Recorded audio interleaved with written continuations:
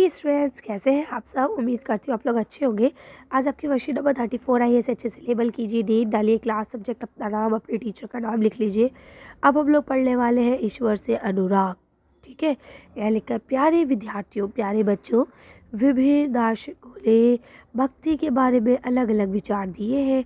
यानी अलग अलग मानने वालों ने अलग अलग तरह के विचार दिए हैं। आइए कुछ दार्शनिकों के विचारों को जानते हैं, है ना। दार्शनिक किसे कहते हैं? जो हमें राह दिखाते हैं। ठीक है, अभी ये आप दो के बारे में पढ़ेंगे, एक है शंकर जी और दूसरे हैं यहाँ पे रामानुजन।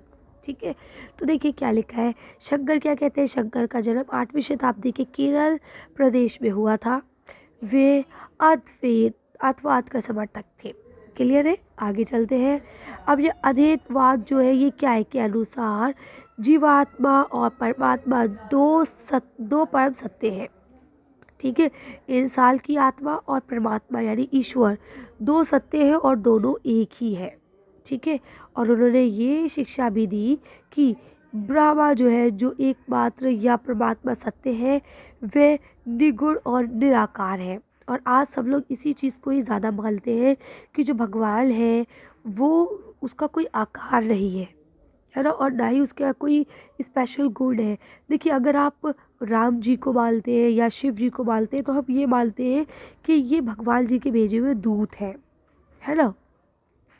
या हम मान लीजिए पैगंबर मोहम्मद को मानते हैं सल्लल्लाहु अलैहि वसल्लम, है ना, तो हम क्या बोलते हैं? हम उन्हें भगवान नहीं कहते, हम कहते हैं भगवान के एक तरह से डाकिया है ये, है ना। इन्होंने हमें बताया भगवान कहाँ है, कौन है। और हम लोग जो मानते हैं, आपने यहाँ देखा भी होगा निरंकारी बाबा का कितना बड़ा आश्रम है, तो वो भी इसी बात पे एम्फेसाइज करते हैं कि जो भगवान है, जो मेन भगवान है, जो आसमानों में कहीं रहता है, उसका कोई आकार नहीं है ना। मैं आप लोगों के धर्म पे या किसी धर्म पे कोई बात नहीं कह रही हूँ, मैं सिर्फ एक फैक्ट बता रही हूँ। अब यह देखिए लिखा है, शंकर ने हमारे चारों ओर के संसार को मिथ्य या फिर माया माना है। यानी उन्होंने कहा है कि ये सिर्फ और सिर्फ माया जाल है, मोह जाल है, जो इंसान को अपने अंदर ले लेता है। संसार का परित्याग करना अर्थात संन्यास लेना और ब्राह्मण बन जाना ही सही प्रकृति को समझने और मोक्ष प्राप्त करने के लिए ज्ञान के मार्ग को अपनाने का उपदेश दिया। अब देखिए, कुछ चीज़ें किसी में सही होती है, कुछ चीज़ें कहीं सही होती है। क्योंकि देखिए, भगवान ने, अल्लाह ने, जिसे भी आप लोग मानते हैं, उन्होंने हमें ज़िंदगी इसलिए दी है कि हम अपना दीन और दुनिया दोनों देखें, है ना।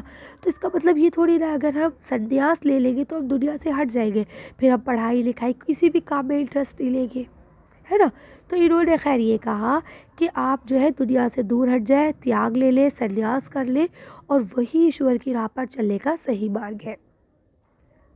अब अगर हम रामानुजन की बात करें तो रामानुजन जो है 11वीं शताब्दी में आए थे।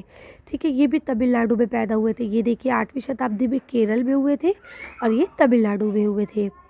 रामानुजन ने विशिष्ट देवता के सिद्धांत को प्रतिपादित किया। अब ये विशिष्ट द्वैत के अनुसार आत्मा परमात्मा से जुड़ने के बाद भी अपनी अलग सत्ता बनाए रखती है। इसके बाद इन्होंने बोला वे वैष्णु भक्त थे, विष्णु जी के भक्त थे, है ना। अलवार संतों से बहुत प्रभावित थे। उनके अनुसार मोक्ष प्राप्त करने का उपाय विष्णु के प्रति अन्य क्या है, आपका अन्याय भक्ति भावना रखना है। भगवान विष्णु की कृपा दृष्टि से भक्त उनके साथ एकार होने का क्या ले सकते हैं, परम आनंद ले सकते हैं। ठीक है, यानी ठीक है, ये बात बिल्कुल ठीक है। अगर आप भगवान से जुड़ेंगे, भगवान की प्रे करेंगे, तो आप हो सकता है, और बल्कि है ये बात, कि आप भगवान के करीब हो जाएंगे और आप ज़िंदगी का सही मज़ा लेंगे। लेकिन इसका मतलब ये किसी ने नहीं कहा कि आपको सन्यासी बन जाना चाहिए। ठीक है, आगे देखिए क्या बोलते हैं। रामानुजन के सिद्धांत ने भक्ति की नई धारा को बहुत प्रेरित किया, जो परिवर्तित काल में उत्तरी भारत में विकसित हुई। ठीक है, बाद में वो उत्तरी भारत में आई। अब यहाँ देखिए क्या लिखा है, बसवण्णा की वीर शैववाद। अब यहाँ देखिए लिखा है, तमिल भक्ति आंदोलन और मंदिर पूजा के बीच संबंध के परिणाम स्वरूप जो प्रतिक्रिया हुई वे बसवण्णा और अल्लामा प्रभु, ठीक है, और आपके अक्का महादेवी जैसे उसके साथियों द्वारा प्रारंभ किए गए वीर शिव आंदोलन में स्पष्ट दिखाई देती है। ठीक, अब यहाँ लिखा है ये आंदोलन 12वीं शताब्दी के माध्यम में कर्नाटका में प्रारंभ हुआ था। अब यहाँ लिखा है वीर शिवों ने सभी व्यक्तियों की समानता के पक्ष में और जाति और नारी के प्रति व्यवहार के बारे में ब्राह्मणवादी विचारधारा के विरोध अपने प्रबल तर्क प्रस्तुत किए थे।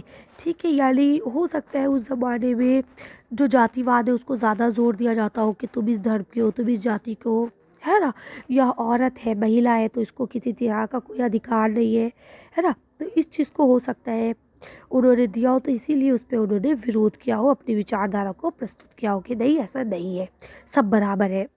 ठीक है, वे सभी प्रकार के कर्म कांडों और मूर्ति पूजा के विरोध थे। यानी उनका मानना ये था कि आप जो हवल करते हैं, जो आप हज करने जाते हैं, जो भी आप करते हैं वो आपको नहीं करना है, किसी भी तरह की कोई भी मूर्ति की आपको पूजा नहीं करनी है। ठीक है, देखिए ये सबका अपना अपना मानना है, मुझे इस पर कोई इंटरेस्ट नहीं है। यहाँ जो लिखा है मैं सिर्फ आपको वो पढ़ा रही हूँ, है ना। आप अपने मज़हब को माने, इन्होंने जो लिखा वो हम पढ़ लेते हैं कि इनका क्या कहना था। अब देखिए दर्शन शास्त्र यह लिखा है जीवन के अर्थ व मतों से संबंधित विचारों का अध्ययन दर्शन शास्त्र कहलाता है।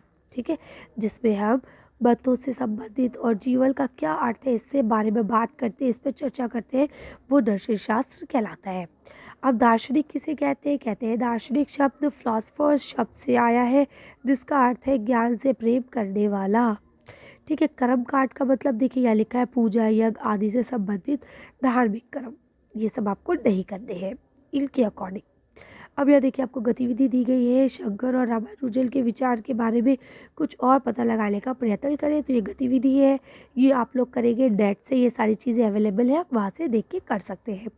अब हम लोग पढ़ लेते हैं प्रश्न उत्तर को। तो पहला प्रश्न लिखा है शंकर किस मत के समर्थक थे? चलिए आंसर देखते हैं।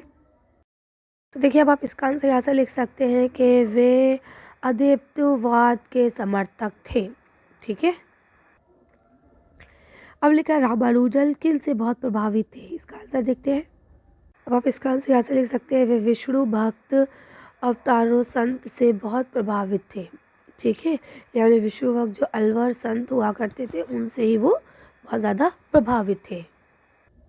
यह लिखा है वीर शैव मत के समर्थक कौन कौन थे? कौन कौन थे इसके समर्थक?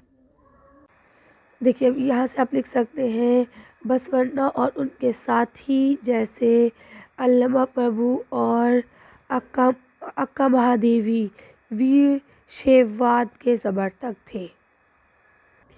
यह लिखा है जाति के प्रति वीर शिवों की दृष्टिकोण कैसा था?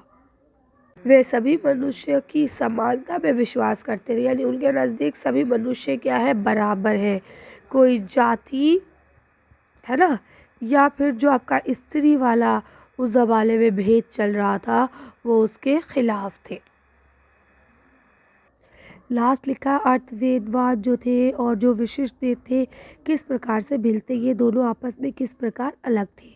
इसका आंसर देख के वीडियो फिनिश करते हैं। अब देखिए आप दोनों में डिफरेंस देख सकते हैं कि ये जो थे ये क्या कहते थे आत्मा और ईश्वर जो है, ठीक है, वो ही क्या है सब मतलब वास्तविकता है, उसके अलावा कोई भी चीज़ ऐसी नहीं है जो हमेशा रहे। ठीक है, और इनकी एकता के बारे में कहते थे, जबकि ये कहते थे कि भगवान के साथ एकजुट होने पर भी आत्मा अलग ही रहती है। ये कहते थे भगवान और आत्मा एक ही चीज़ है, ये कहते थे नहीं, भगवान और आत्मा अलग अलग चीज़ है। कर लेंगे। चलिए तो आज की वर्कशीट को हम लोग यही खत्म करते हैं। आज की वीडियो में बस इतना ही। अगर आपको हमारी वीडियो पसंद आई हो तो प्लीज़ इसे लाइक और शेयर करें। अगर अभी तक आपने हमारे चैनल को सब्सक्राइब नहीं किया तो प्लीज़ हमारे चैनल को सब्सक्राइब करें। Thank you for watching.